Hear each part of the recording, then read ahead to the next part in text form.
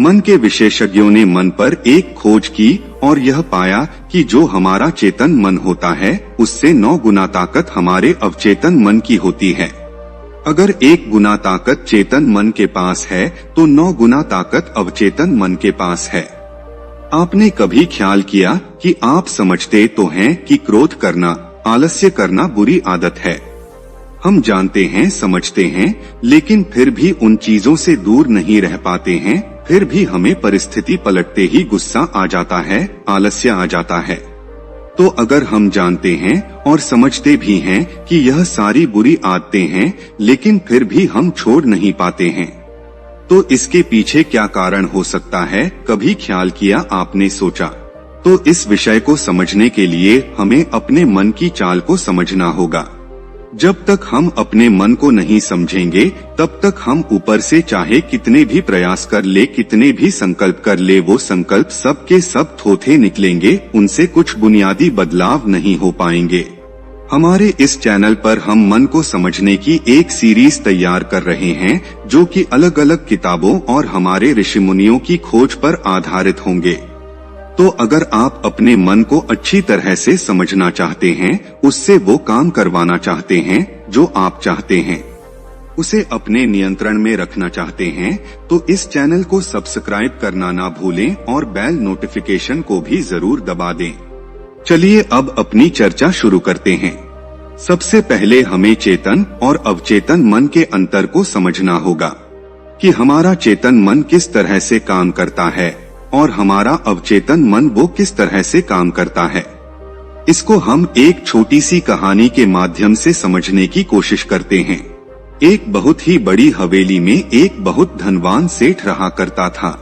उस हवेली के द्वार पर हमेशा एक पहरेदार तैनात रहता था। जब भी कोई हवेली में उपद्रव होता, कोई शोर शराबा होता, लड़ाई झगड़े की आवाजें आती, तो उस हवेली के पड़ोसी उस गेट पर पहुंच जाते और हवेली के दरवाजे पर पहुंचकर उस पहरेदार को खूब समझाते कि भाई, तुम्हारी हवेली से बहुत सारी आवाजें आती है, लड़ाई झगड़े होते हैं, इससे हमारी शांति भंग होती है। कृपया करके इस लड़ाई झगड़े को खत्म करो, इस शोर शराबे को नियंत्रण में रखो। तो पहरेदार इस पर जवाब देता कि मैं जानता हूँ कि लड़ाई झगड़ा करना, शोर शराबा करना बहुत ही गलत चीज है, मैं खुद भी उससे परेशान हूँ। जो हवेली में लड़ाई झगड़े होते हैं उससे मेरी भी शांति भंग होती है, लेकिन आप मुझे क्यों समझा रहे हैं? इसका कारण मैं नहीं हूँ बल्कि मेरा मालिक है, उसे समझाओ जाकर अंदर। बात बिल्कुल सही थी, इसमें पहरेदार की कोई गलती नहीं थी। जब भी मालिक को कोई उपद्रव करना होता वो सीधा दरवाजे पर पहुंच जाता और वहां पर उपद्रव खड़ा करके फिर अपनी हवेली के अंदर चला जाता, और जो लोग उस उपद्रव से अशांत होकर हवेली के दरवाजे पर आते वो उस पहरेदार को समझाने लगते। बिल्कुल इसी तरह हमारा मन भी होता है, हमारा चेतन मन और हमारा अवचेतन मन। हमारा चेतन मन उसी पहरेदार की तरह है। पहरेदार को तो पता है कि गुस्सा करना, उपद्रव करना गलत बात है, बुरी बात है। मतलब कि हमारे चेतन मन को तो अच्छी तरह पता है कि गुस्सा करना, आलस्य करना, काम वासना पैदा करना, यह सब बुरी आदत है। लेकिन यह सारी चीजें, यह सारे उपद्रव वो जो अंदर मालिक बैठा है वो खड़ा करता है, और वो होता है हमारा अवचेतन मन। हमारा चेतन मन तो बाहर पहरेदार की तरह खड़ा है, लेकिन हमारा अवचेतन मन जो इन सारे उपद्रवों की जड़ है वो हवेली के अंदर बैठा हुआ है। और हम हमेशा हमारे चेतन मन को समझाते रहते हैं कि भाई ऐसा करना तो गलत है, तुझे समझ नहीं चाहिए बात, और हमें लगता नहीं है कि हमें समझ में आ चुका है, जैसे वो पहरेदार भी समझता है। लेकिन उससे कोई बुनियादी फर्क नहीं आता। हमने अपने आप को बहुत समझाया होगा और हमें ऊपर से देखने पर लगता है कि हाँ, हम समझ भी गए हैं और अब तो हमारी जिंदगी में बदलाव हो ही जाएगा। लेकिन हम दूसरे ही पल पाते हैं कि जीवन में तो कुछ भी बदलाव नहीं हुआ, तो यह सिर्फ हमारी नासमझी के कारण होता है। हमारी नासमझी हमारे चेतन मन को समझाती रहती है, हमारी बुद्धि को समझाती रहती है, लेकिन हमारी सीख, हमारी समझ केवल हमारे चेतन मन तक ही सीमित हो जाती है। वो हवेली के अंदर उस मालिक तक, उस अवचेतन मन तक कभी पहुंच ही नहीं पाती और इसी वजह से हमारे जीवन में कभी भी बुनियादी बदलाव नहीं हो पाते हैं। यह ठीक उसी प्रकार है कि कोई आपको आकर कहे कि पौधे में अगर पानी डालोगे तो उसमें फल आएंगे, उसमें फूल आएंगे, और हम जाकर उस पेड़ की पत्तियों पर जल छिड़कने लग जाते हैं।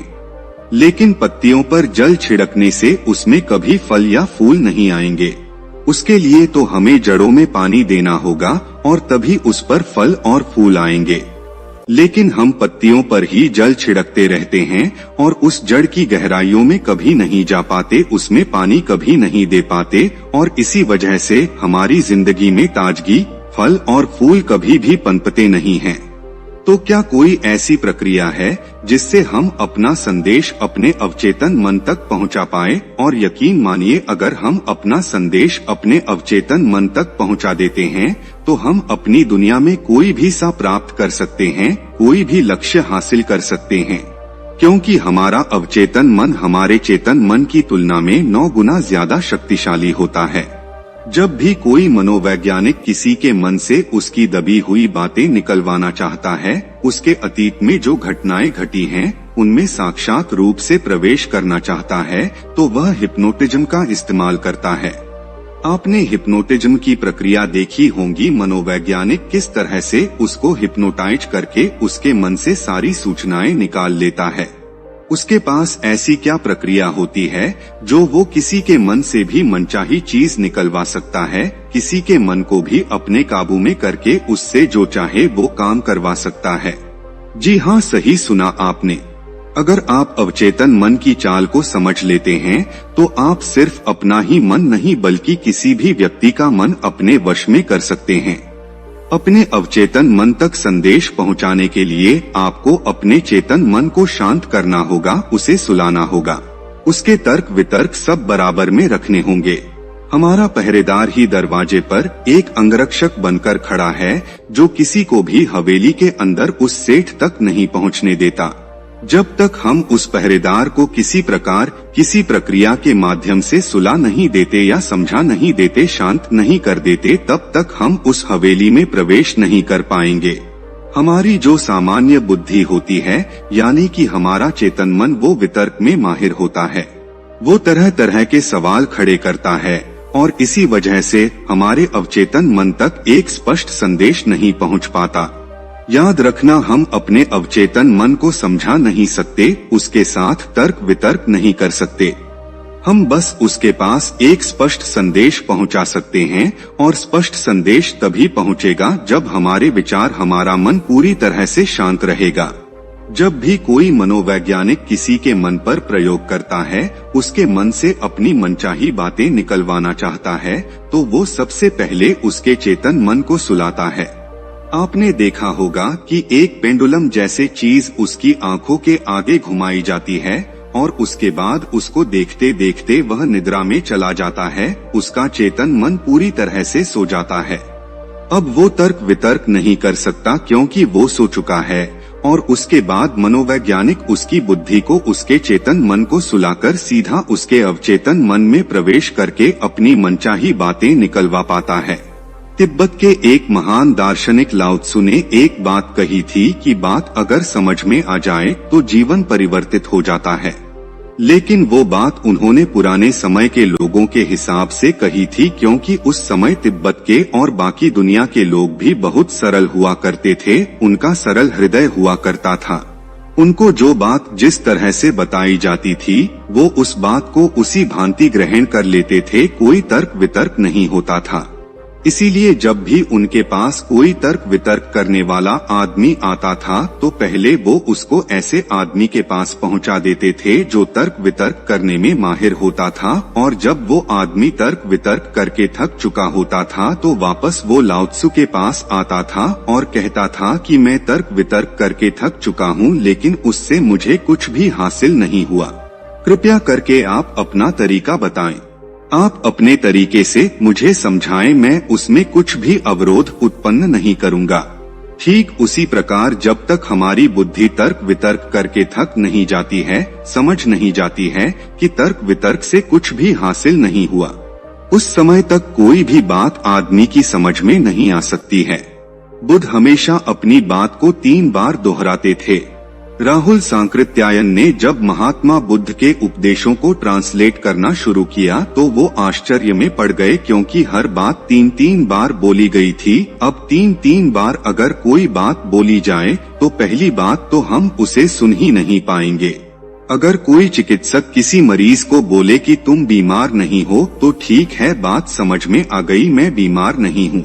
लेकिन वही बात अगर वो बार बार दोहराए तो आपको गुस्सा आ जाएगा। वो कहेगा कि हाँ भाई, समझ में आ चुकी है, एक बार में ही समझ में आ गई थी कि मैं बीमार नहीं हूँ, तो इसको बार बार दोहराने का क्या मतलब है। लेकिन किसी बात को बार बार दोहराने से आपका चेतन मन उससे बोर हो जाता है।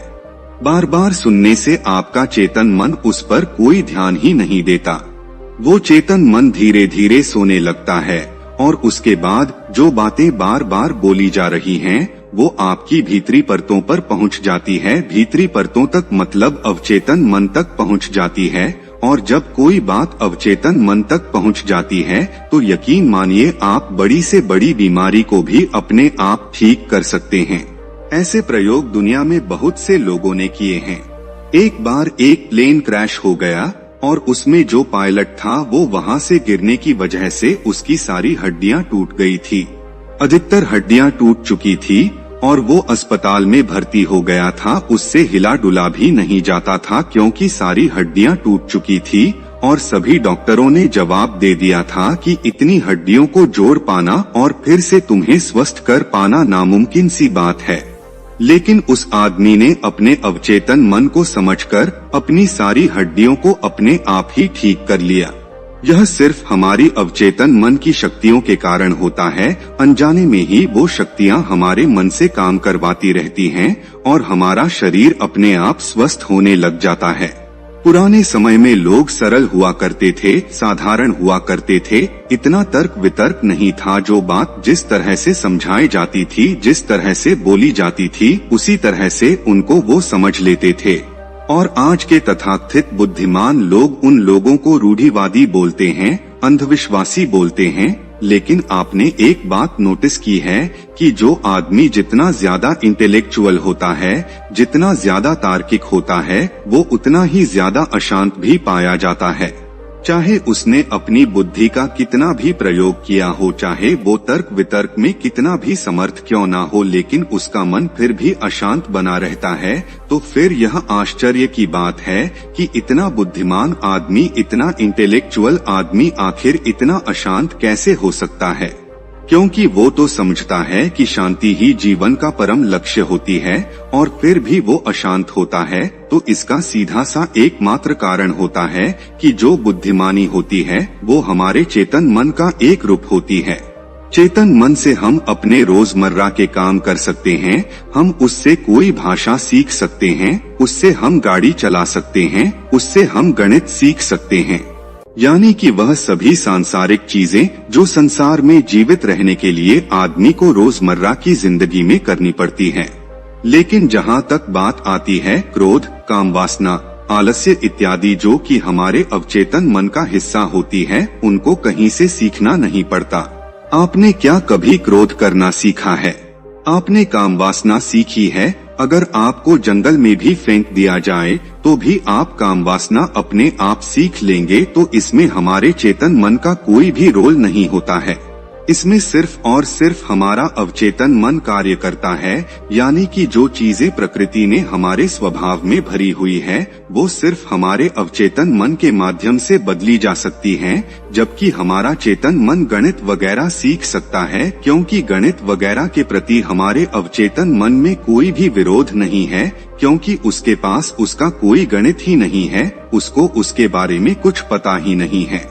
इसीलिए अगर आपको कोई कहता है कि 2 और 2 4 होते हैं तो आपके अंतर्मन में, आपके अवचेतन में कोई भी विरोध उत्पन्न नहीं होता है, क्योंकि उसके पास उसकी कोई भी सूचना नहीं है। इसीलिए आपके चेतन मन को जिस प्रकार गणित समझाया जाएगा वो बिना विरोध के उसी प्रकार उसको समझ लेगा।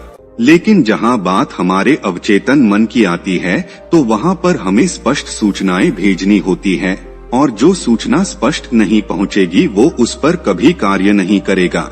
हमारे अवचेतन मन तक कोई सूचना स्पष्ट क्यों नहीं पहुंच पाती है, इसके मुख्य रूप से कुछ कारण होते हैं। सबसे पहला कारण तो यही होता है कि जब भी हम कोई सूचना अपने अवचेतन मन तक पहुंचाने की कोशिश करते हैं तो हमारा चेतन मन उसके हानि और लाभ के बारे में सोचता रहता है, और जब तक हम उस विषय के बारे में स्पष्ट सूचना नहीं पहुंचा पाएंगे वो कुछ भी काम नहीं करेगा। जब भी हमको कोई प्रार्थना करते हैं, भगवान से कुछ हाथ जोड़कर मांगते हैं, मान लीजिए कि मैंने मांगा कि मुझे अच्छी नौकरी मिल जाए, मैं जीवन में कामयाब बन जाऊं।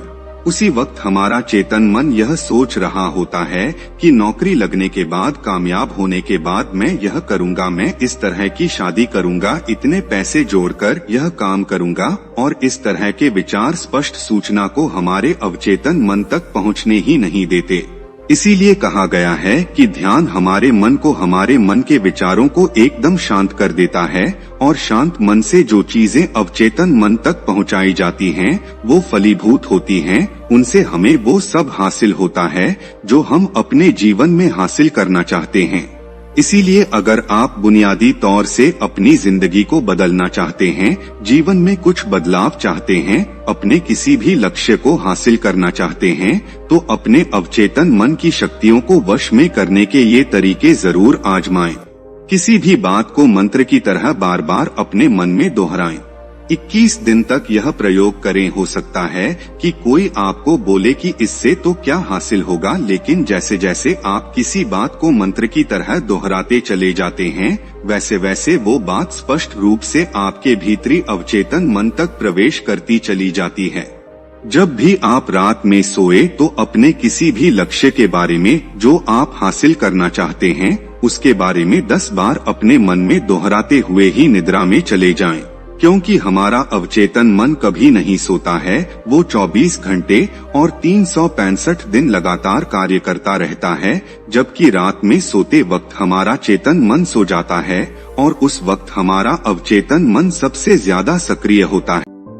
तो दोस्तों, यह कहानी आपको कैसी लगी हमें कमेंट सेक्शन में जरूर बताना, और अच्छी लगी हो तो इस चैनल को सब्सक्राइब जरूर कर लेना।